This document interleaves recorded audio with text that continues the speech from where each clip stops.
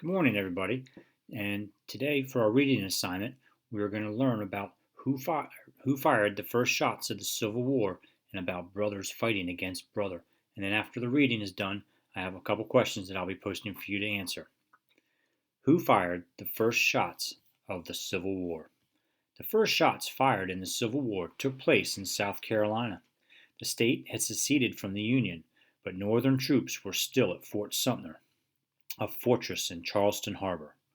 South Carolina's Confederate governor demanded that the Union troops leave, but Union officials ordered them to stay and hold the fort. On April 11, 1861, Brigadier General P.G.T. Beauregard demanded that the Union commander of the fort, Major Robert Anderson, surrender to the Confederate forces, but the major refused.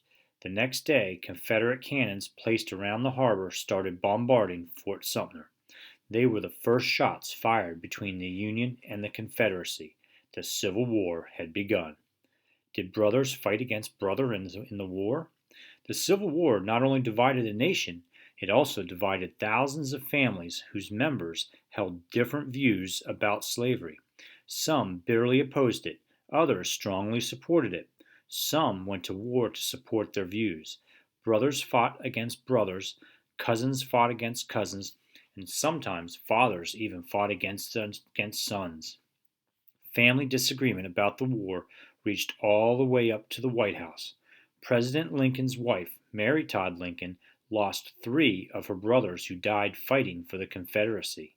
Some brothers served as generals on opposing sides. In many battles, brothers fought against each other.